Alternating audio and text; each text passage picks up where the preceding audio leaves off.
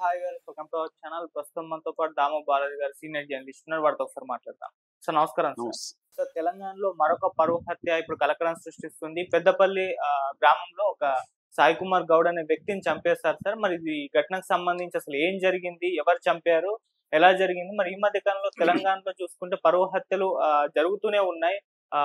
అమృత ప్రణయ్ విషయంలో చూసాం, మన సూర్యాపేట విషయంలో చూసాం. ఇప్పుడు ఈ ఘటన జరిగింది. ఎందుకు ఈ విధంగా తెలంగాణలో జరుగుతున్నాయి సార్? మీరేం చెప్తారు దీనికి సంబంధించి? తెలంగాణలో ఖచ్చితంగా పెరిగాయి పరువు హత్యలు. ఒక పక్క సీరియస్ గానే శిక్షలు పడుతున్నాయి. ఇప్పుడు ప్రణయ్ విషయంలో మొదటి ముద్దాయి మారుతిరావు చనిపోయాడు. రెండవ ముద్దాయి సుభాష్ శర్మకి మరణ శిక్ష పడింది. ఇంకొక 6 మందికి లైఫ్ కూడా యావజ్జీవ కారాగార శిక్ష పడింది.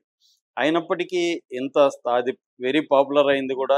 సో ఒక పరువు హత్య చేస్తే తప్పించుకోలేమని కూడా నల్గొండ మిర్యాలగూడ పోలీసులు నిరూపించారు. చాలా బాగా వాళ్ళు పనిచేశారు. అయినప్పటికి కూడా ఇంకొక పరువు హత్య జరిగింది. మీరు అన్నట్టు సూర్యాపేటలో ఒకటి జరిగింది. అంతకుముందు నాగమణి అని రంగారెడ్డి జిల్లాలో ఒకరిని చంపేశారు. హేమంత్ కుమార్ గచ్చిబౌలిలో చంపేశారు. నాగరాజు సరూర్ నగర్లో చంపేశారు. ఇలాగా దాదాపు నెలకి ఒక పరువు హత్య అయినా కూడా నమోదవుతుంది తెలంగాణలో. సో అంటే సంవత్సరానికి 10 నుంచి 20 హత్యలు ఇక్కడ జరుగుతున్నాయి. ఓవరాల్గా ఇండియాలో కూడా పరువు హత్యలు బాగా పెరుగుతున్నాయి. కాకపోతే ఏంటంటే problem, NCRB national crime records bureau మన క్రైమ్ని డేటాని కంప్లీట్గా అది స్టోర్ చేస్తుంది. స్టాటిస్టికల్ డేటా వాళ్ళ దగ్గర ఉంటుంది. వాళ్ళ దగ్గర ఈ క్రైటీరియా లేదు. పరువు హత్యలు అనే ఒక సపరేట్ క్రైటీరియా వాళ్ళు పెట్టలేదు. అన్ని హత్యల కిందనే లెక్కేసేస్తున్నారు. లేదు చనిపోయిన వ్యక్తి ఎస్సీ అయితే ఎస్సీ ఎస్టీ అట్రాసిటీస్ కింద వెళ్ళిపోతుంది అనమాట. సో అందువల్ల పరువు హత్యలు రియల్గా ఎన్ని జరుగుతున్నాయి సంవత్సరానికి అని కరెక్ట్గా లెక్కలు రావట్లేదు. ఒక అంచనా ప్రైవేట్ ఆర్గనైజేషన్స్ దీని మీద కొంతమంది ఎన్జిఓలు పనిచేస్తున్నారు. వాళ్ళు కలెక్ట్ చేసిన డేటా ప్రకారం సంవత్సరానికి కనీసం 1000 నుంచి 2000 మంది చనిపోతున్నారు పరువు హత్యల్లో అనేది చెబుతున్నారు. సో ఇప్పుడు ఇక్కడ మళ్ళీ మొన్ననే ప్రణయ్ హత్యకు సంబంధించి కోర్టు తీర్పు వెలువడింది. 1 మంత్ కూడా కాలేదు. ఇప్పుడు మళ్ళీ ఒక పరువు హత్య చోటు చేసుకుంది. ఇదేంటంటే పెద్దపల్లి జిల్లాలో ఎలిగేడు మండలం ముప్పిరి తోట అనే ఒక గ్రామంలో పూరెళ్ళ పరశురాములు జోష్న అనే భార్యాభర్తలు ఉన్నారు. వాళ్ళకి ఒక కొడుకు కూతురు హెల్త్ బాగాలేక చనిపోయింది. కొడుకు ఉన్నాడు. కొడుకు 23 ఏళ్ళు. పూరెళ్ళ సాయి కుమార్ గౌడ అబ్బాయికి. సో ఈ అబ్బాయి మొన్న బర్త్డే జరుపుకున్నాడు. బర్త్డే కోసం సరుకులు కొనడానికి వెళ్ళాడు కారు తీసుకొని. వెళ్తుంటే కారు యాక్సిడెంట్ అయింది. కారు యాక్సిడెంట్ అయినప్పుడు అక్కడ బెలూన్ ఓపెన్ అవడంతో ఇతను సేఫ్గా బయటకు వచ్చాడు. ఇది చెప్పినప్పుడు ఫ్రెండ్స్ కానీ ఇంట్లో బోళ్ళు కూడా అందరూ టెన్షన్ పడ్డారు. బట్ ఊపిరి పీల్చుకున్నారు. అమ్మయ్య నువ్వు సేఫ్గా బయటకు వచ్చావని.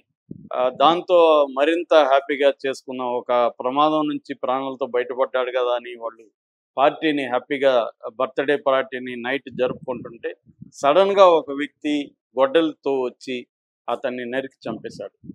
సో ఎంత విషాదం అంటే అప్పుడే ఒక ప్రాణాలతో బయటపడిన ఒక ప్రమాదం నుంచి బయటపడి హ్యాపీగా పార్టీ సెలబ్రేట్ చేసుకుంటున్న వ్యక్తిని ఇంకొక వ్యక్తి వచ్చి సడన్గా చంపేయడం అనేది ఒక షాక్కి గురి చేసింది అందరినీ కూడా. సో ఇమీడియట్గా పోలీసులకు ఫోన్ చేశారు. పోలీసులు వచ్చి అతన్ని సుల్తానాబాద్ పట్టణం సంబంధించి తీసుకెళ్లారు. పోస్ట్ మార్టం జరిపారు. ఇప్పుడు ఇంకా డీటెయిల్ వివరాలు రావట్లేదు కానీ చంపిన వ్యక్తి పేరేంటి, అతను ఎవరు ఏంటి అనేది ఇంకా డీటెయిల్గా రాలేదు. కానీ విషయం అయితే ఇప్పటివరకు మన దగ్గరకు వచ్చిన విషయం ఏంటంటే ఈ అబ్బాయి సాయి కుమార్ గౌడ్ అనే అబ్బాయి అదే ఊర్లో ఒక అమ్మాయిని లవ్ చేస్తున్నాడు ఎప్పటి నుంచో. సో అనేక సార్లు అమ్మాయిల నాన్న బంధువులు ఈ అబ్బాయికి చెప్పారు, ఇలాగా నీ కులం వేరు మా కులం వేరు, మా కులం జోలికి నువ్వు రావద్దు, మా అమ్మాయి జోలికి రావద్దు అని అనేక సార్లు హెచ్చరించాడు.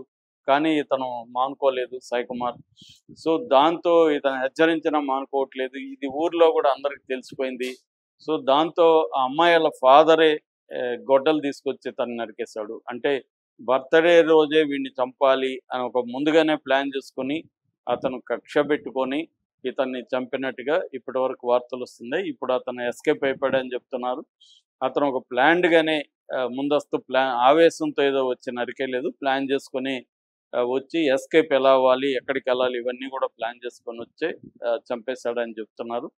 సో ఇప్పుడు పోలీసులు అతన్ని ఆచూకీ కనిపెట్టడానికి వాళ్ళు ప్రత్యేక బృందాన్ని ఏర్పాటు చేసి తిరుగుతున్నట్టుగా చెబుతున్నారు.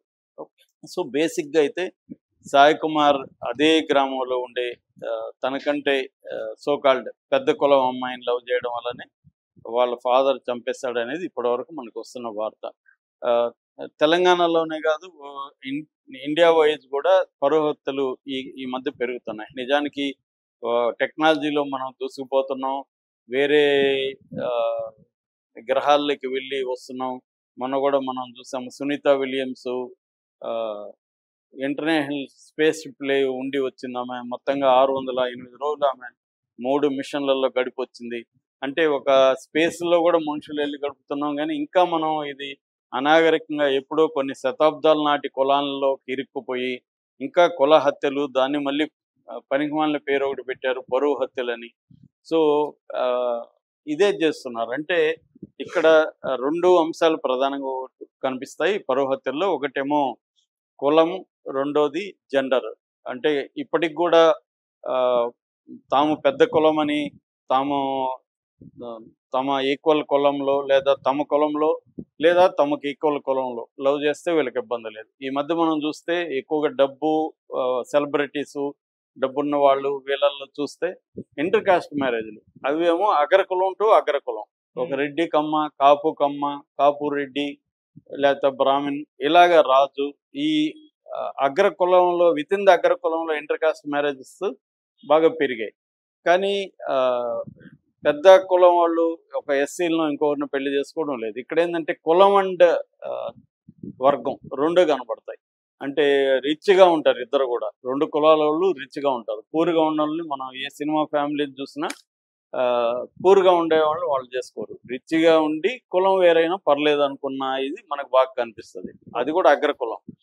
కిందికి వచ్చేసరికి లేదా మిడ్ రేంజ్కి వచ్చేసరికి వాళ్ళల్లో కూడా అగ్రకుల ఇంటర్ కాస్ట్ మ్యారేజ్లు ప్రాబ్లం లేదు, కానీ వాళ్ళకంటే కింది కులాలు అనుకునే వాళ్ళు బీసీలు కావచ్చు, ఎస్సీలు కావచ్చు. మళ్ళీ దాంట్లో కూడా ప్రాబ్లం, బీసీలు కూడా చంపుతున్నారు ఈ మధ్యకాలంలో. నిజానికి బీసీలే ఎక్కువ చంపుతున్నారని కూడా కొన్ని ఎన్జిఓలు ప్రకటించాయి.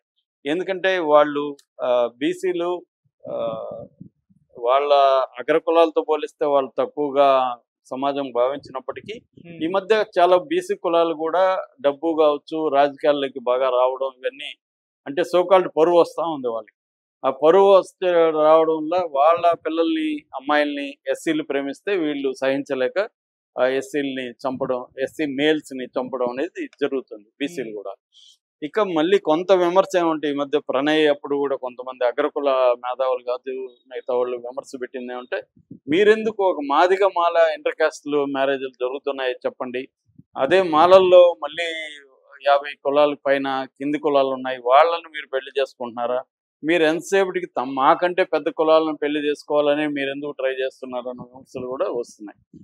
ఇవన్నీ రావచ్చు, తప్పు లేదు, వాటి డిబేట్ జరగచ్చు, తప్పు లేదు. కానీ చంపడం అనేది ఘోరమైన విషయం. వాళ్ళు చేసిన తప్పంతా ప్రేమించుకోవడమే.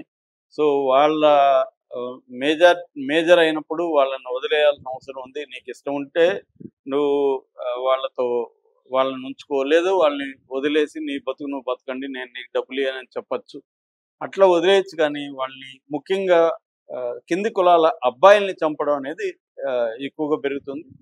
దీనికి ప్రధాన కారణం అమ్మాయిల్లోనే పరువు ఉన్నట్టుగా పేరెంట్స్ ఇక్కడ జెండర్ వస్తుంది. అదే ఈ చంపిన అతని కొడుకు కానీ ఒక గౌడ అమ్మాయిని ప్రేమించుంటే ఇతను కొడుకుని చంపేవాడా అంటే మనం డేటా చూస్తే చంపేవాడు కాదని చెప్పొచ్చు. సో ఇదేదో మన సొంత అభిప్రాయం కాకుండా డేటాను మనం అనలైజ్ చేస్తే ఎక్కువగా అమ్మాయిల్లోనే పరువు ఉన్నట్టుగా తల్లిదండ్రులు భావిస్తున్నారు. అందుకనే తమ అమ్మాయిల్ని ప్రేమించిన అబ్బాయిల్ని ఎక్కువగా టార్గెట్ చేసి చంపుతున్నట్టుగా మనకు కనబడుతుంది.